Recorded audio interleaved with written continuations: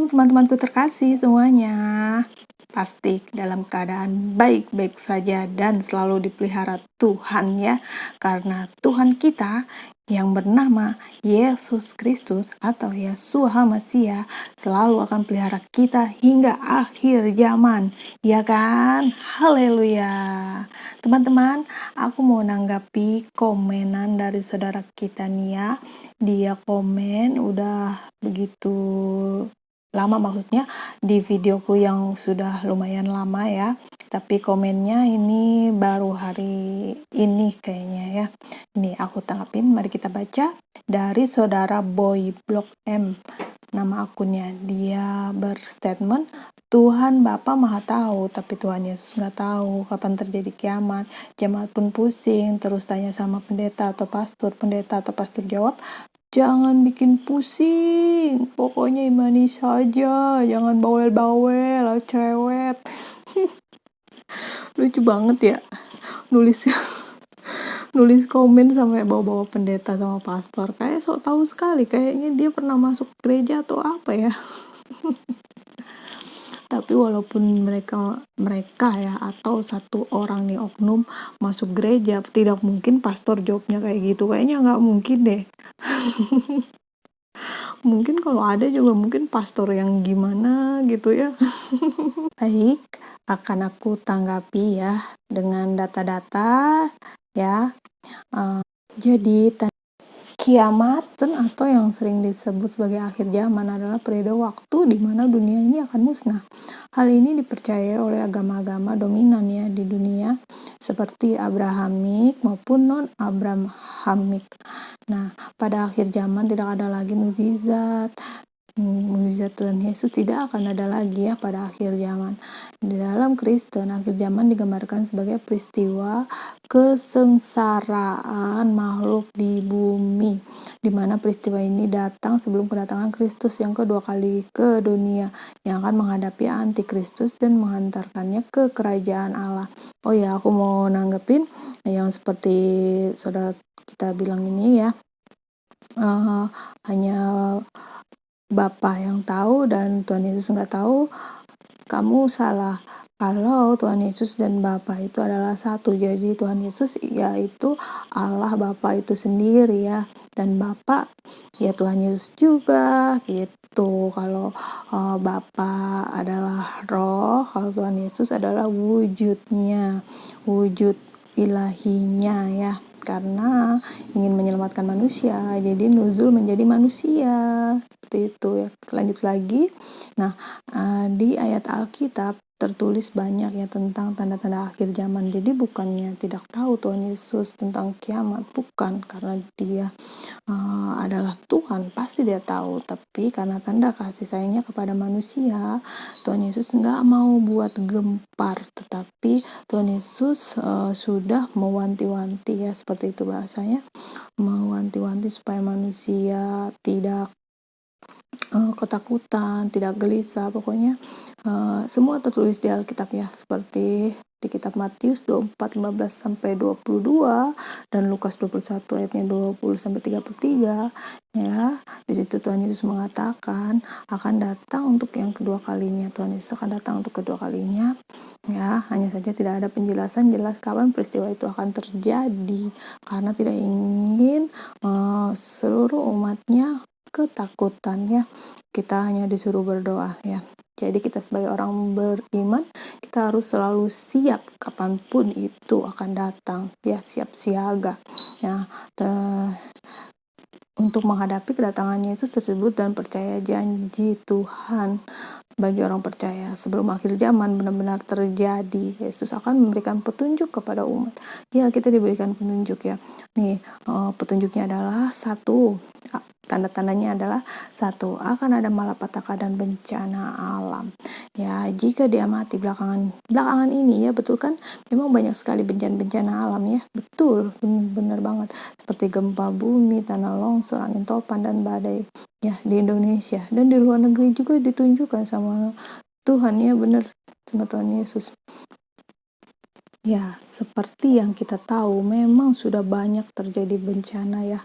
Namun para ilmuwan ya bicara kalau yang bencana-bencana itu adalah peristiwa yang wajar ya, seperti dikatakan pergerakan bumi ya, itu secara ilmu pengetahuan.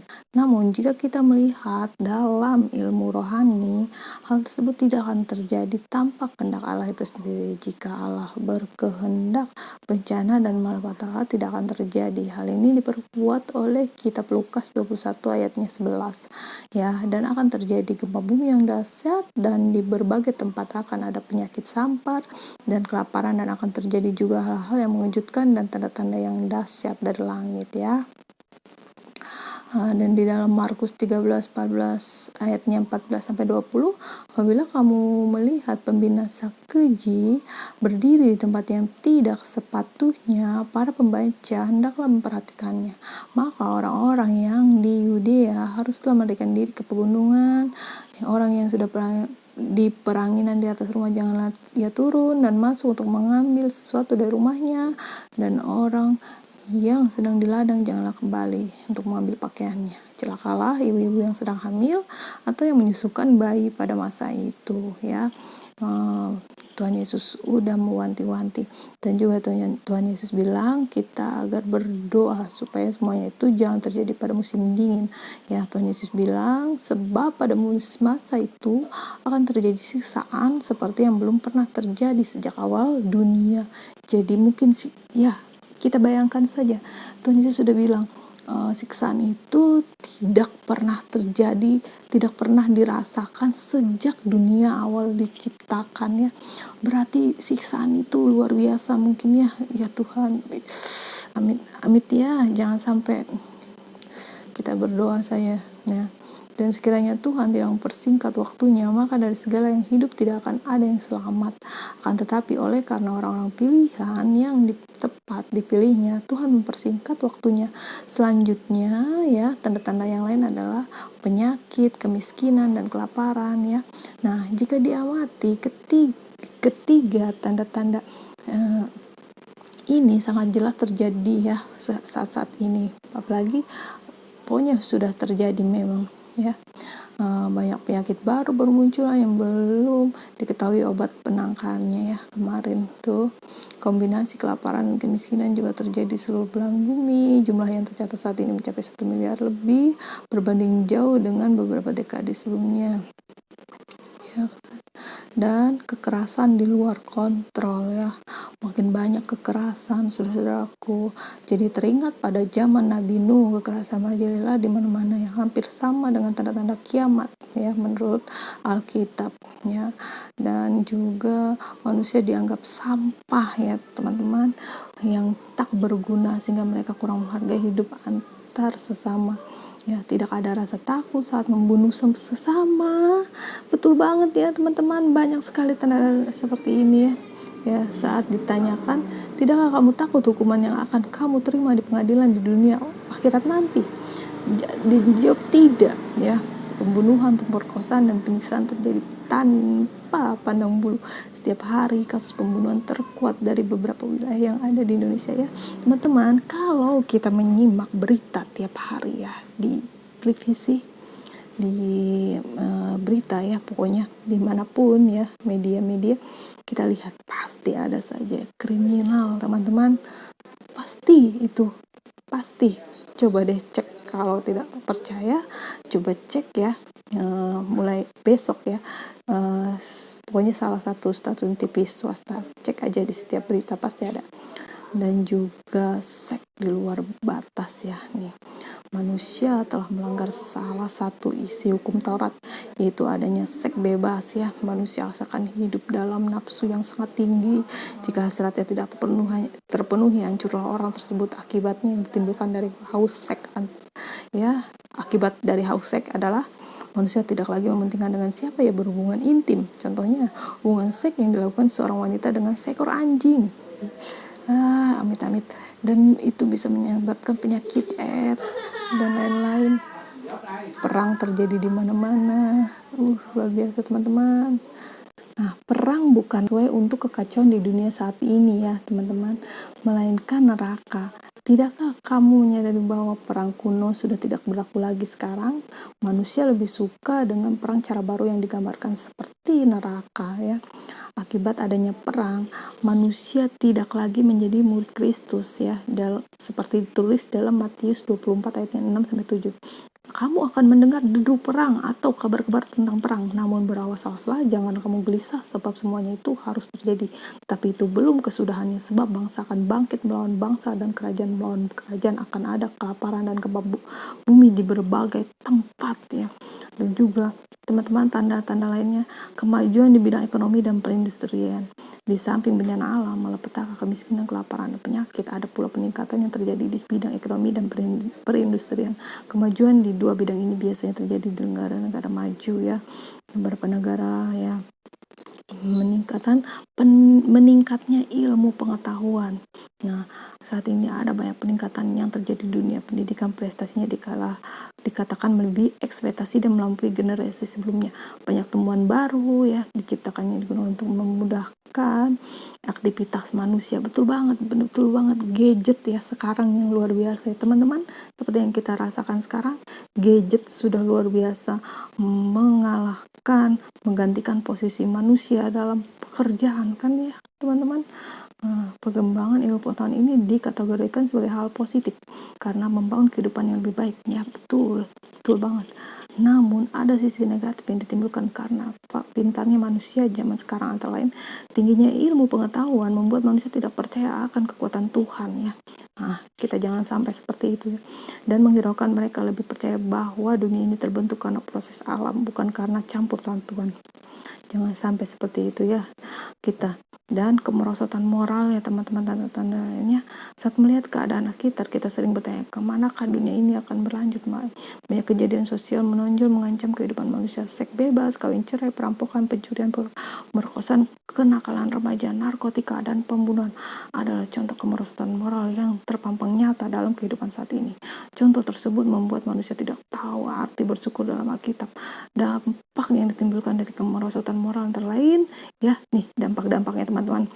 Sifat manusia yang garang, tidak takut akan dosa, berlagak lebih pintar, dan tidak mempercayai Tuhan, hidup menurut hawa nafsu, bukan lagi menurut ajaran Tuhan dalam Alkitab, suka menyombongkan diri sendiri dan memfitnah sesama manusia. Sikap manusia yang tidak tahu terima kasih, suka memberontak dan tidak mau mendengarkan perkataan yang lain, menghiraukan arti penting pacaran beda agama menurut Kristen. Dan tanda lainnya adalah stres yang meningkat ya teman-teman. Stres yang berlebihan tersebut akan menimbulkan penyakit seperti jantung, darah tinggi, kolesterol, dan berujung pada kematian ya. Luar biasa. Selain mengarah pada kematian, stres juga mempengaruhi mental manusia itu sendiri, dibuktikan dengan banyaknya orang gila ya. Ya memang kalau kita ya tidak tertanam di dalam Tuhan Yesus ya, kita menurutku nih ya yang sudah datang kepada Tuhan dari kegelapan dan datang kepada Tuhan Yesus, merasa jiwaku nih sudah diperbaharui oleh Tuhan. Jadi luar biasa sekali Tuhan Yesus itu memperbaharui jiwa ya. Makanya aku tuh berpikir bila orang-orang mengenal Tuhan Yesus tuh jiwanya akan menjadi baik gitu loh. Jadi bagus, pulih, dan diperbaharui terus, dan tidak akan mengalami stres karena selalu ada penghiburan di dalam Alkitab. Ya kemarin pun aku lihat orang gila bisa menyanyi lagu rohani dan kelihatannya agak membaik, makin pulih ya.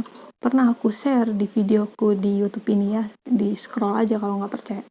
Perilaku manusia yang tidak bisa diatur ya, perilaku manusia bengal nih, cekcok antara buruh dan majikan ya. Tanda-tanda lainnya banyak sekali teman-teman. Ada yang ketakutan di dalam diri segala bangsa ya, gerakan membangun rohani secara banyak sekali, penyebaran ajaran palsu secara global, krisis lingkungan global ya teman-teman. Nah ini dilansir dari salah satu situs di internet ya, nanti aku share, aku taruh di deskripsi ya teman-teman. Dan saudara, Tuhan Yesus memberkati. Salam.